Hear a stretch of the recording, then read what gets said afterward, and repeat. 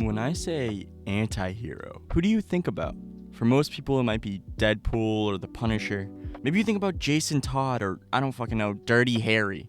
Well, do you, punk? But for me, who do I think of? I think about Magneto.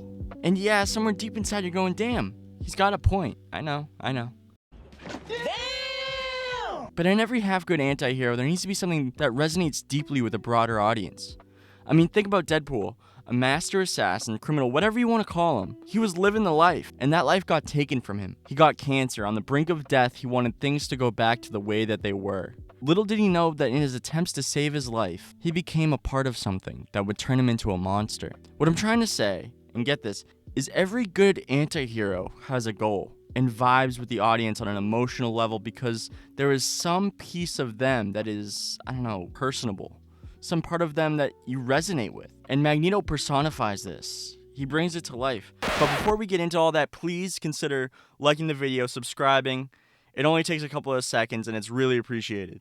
Magneto is not just the guy in the big metal helmet throwing cars around. Magneto is a survivor, a man who lived through one of the darkest chapters in human history, the Holocaust. He saw firsthand what fear, hatred, and unchecked power can do. And when mutants started to appear, when people like him were once again being hunted and feared, he made a choice. Never again.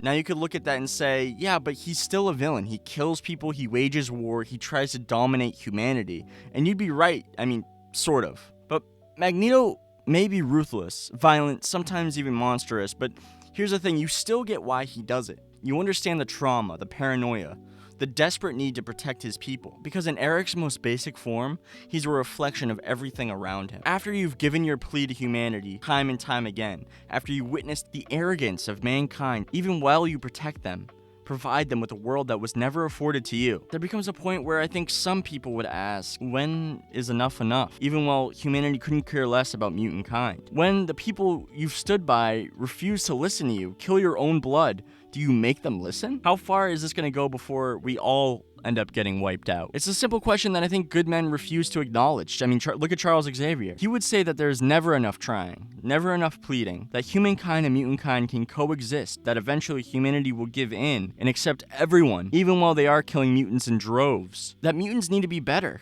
and their powers need to be trained so that humanity can see them for what they are. And look, that sounds noble, that sounds righteous. But here's the thing, Magneto calls bullshit on all of that. He's lived through this story before. And you see what happens when you wait for people to change, when you trust in their better nature, and when you keep telling yourself things will get better. And spoiler alert, they don't. Magneto's entire philosophy is rooted in the hard truth that most people don't want to admit. In Magneto's eyes, history doesn't remember the oppressed for being patient. History remembers those who fought back. And to him, Xavier's dream isn't just naive, it's dangerous. Because every day mutants sit quietly hoping for acceptance, another mutant is experimented on, hunted down, and murdered. And this is where Magneto flips the script, because when he says never again, it means not just about mutants having rights, it's about survival. It's about making damn sure that the next generation doesn't have to beg for humanity's scraps. In his mind, if humanity won't listen, they'll be forced to. And that's what makes Magneto terrifying and powerful, and let's be real, relatable. Because even if you don't agree with his methods, some part of you gets it. You understand the rage, you understand the exhaustion, because you understand the breaking point. And deep down, you might even ask yourself, if I had the power to change things by force, would I really be any different? And that's the thing, Charles Xavier dreams of peace. Magneto prepares for war. One is hope, the other one is survival. And between those two choices, most of us would like to believe we'd be Charles. But if we're honest with ourselves, if we lived Magneto's life, then maybe we'd be him. And building on that, one of the most interesting parts of Magneto, of Eric, is his relationship with Charles Xavier.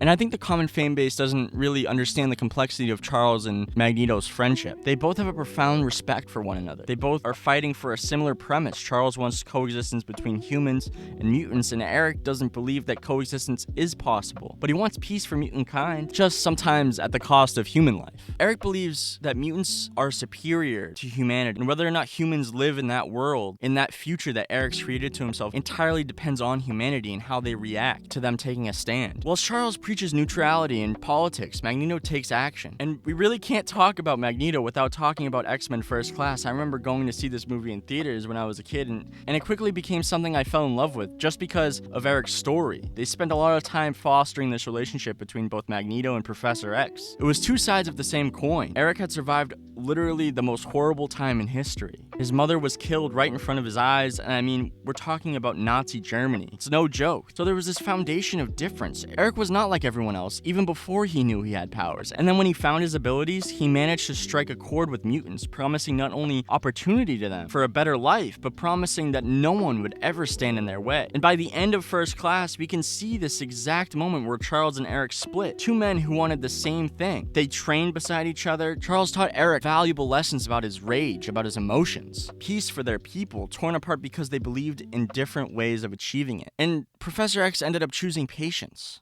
Teaching, diplomacy. Eric chose power, revolution, force. And that choice didn't just separate friends, it created two ideologies destined to clash forever. Fast forward, or maybe backwards to 2000's X-Men, decades have passed and nothing has changed.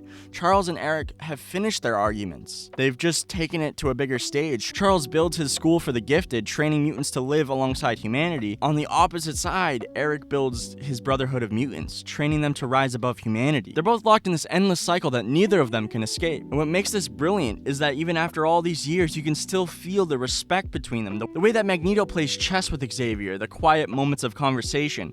It's not just good versus evil, it's tragedy. It's two friends who could have changed the world together, but instead they're forced to fight. And that's the beauty of their dynamic. It's not about who's right and who's wrong. It's about how close they both are to being one another. Charles could have been Magneto if he'd lived Eric's pain, and Eric could have been Charles if he clung to hope, but fate pushed them down different paths, and we've been watching the fallout ever since, which has led to some of the most iconic moments throughout Magneto's history, from removing Wolverine's adamantium to escaping the fucking Pentagon because some guard had too much iron in his blood. Magneto has done some of the most wicked shit at the cost of human lives, but in tandem, he's also done very good things. I mean, in some iterations, Charles and Magneto actually share the same vision. X-Men 97 showed this. Please. Do not make me let you down. In the beginning, where Magneto holds himself back from killing because of Charles' values and how it broke through to him to build a better world. And in Hickman's run of the X-Men, Charles and Eric worked together to create Krakoa, a nation of mutants. And at the beginning of X-Men First Class, they worked together to foster Charles' idea for a better future. Even while towards the end, Eric never really believed that peace was the way to accomplish it. That being said, with 8 movies behind him to define his character, Magneto is probably the strongest case I can make for the best anti-hero. But hey, who's your favorite anti-hero? Why don't you make a case for him down below and tell me if you agree or not. And if you're feeling some type of way, please subscribe, leave a like. It helps this video get out there. Thank you for your time, guys. Thank you for watching.